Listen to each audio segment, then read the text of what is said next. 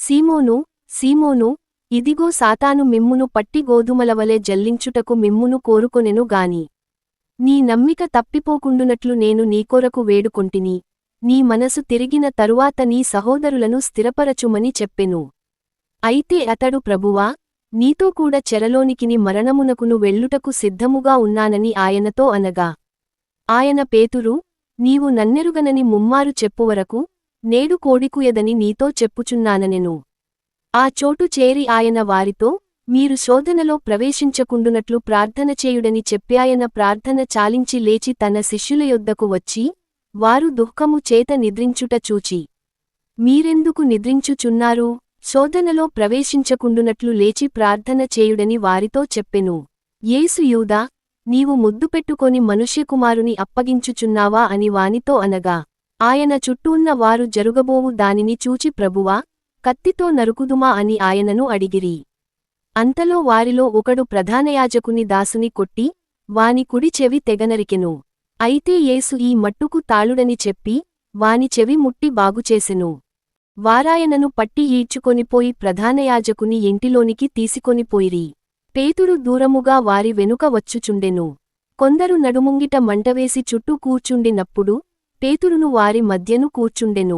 అప్పుడొక చిన్నది ఆ మంట వెలుతురులో అతడు కూర్చుండుట చూచి అతని తేరిచూచి వీడును అతనితో కూడా ఉండెనని చెప్పెను. అందుకు పేతురు అమ్మాయి, నేనతని నెరుగననెను. మరి కొంతసేపటికి మరియొకడు అతని చూచి నీవును వారిలో ఒకడవనగా పేతురు ఓయి, నేను కాననెను. ఇంచుమించు ఒక గడియయైన తరువాత మరియొకడు నిజముగా వీడును అతనితో కూడా ఉండెను, వీడు గలిలయుడని దృఢముగా చెప్పెను. అందుకు పేతురు ఓయి, నీవు చెప్పినది నాకు తెలియదనెను. అతడింకను మాటలాడుచుండగా వెంటనే కోడి కూసెను. అప్పుడు ప్రభువు తిరిగి పేతురువైపు చూచెను గనుక పేతురు నేడు కోడి కూయకమునుపు నీవు ముమ్మారు నన్ను ఎరుగనందువని ప్రభువు తనతో చెప్పిన మాట జ్ఞాపకము చేసుకొని వెలుపలికిపోయి సంతాపపడి ఏడ్చెను. పేతురును పునరుద్ధరించిన యేసు. యేసు మరణించి మూడవ రోజు తిరిగి లేచిన తరువాత గలిలయ సముద్ర తీరంలో ఆయన పేతురును మళ్లీ పిలిచాడు. యేసు, సీమోను పేతురా, నీవు నన్ను ప్రేమిస్తున్నావా అని 3 సార్లు అడిగాడు. ప్రతిసారీ పేతురు, ప్రభువా, నీవు తెలిసినదే అని సమాధానమిచ్చాడు. అప్పుడు యేసు, నా గొర్రెలను కాచు అని చెప్పి అతన్ని మళ్లీ సంఘ నాయకుడిగా నియమించాడు. పేతురు సంఘ నాయకుడిగా.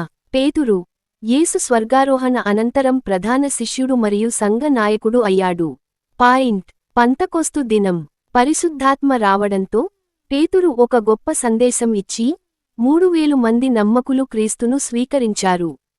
అద్భుతములు మరియు బోధన.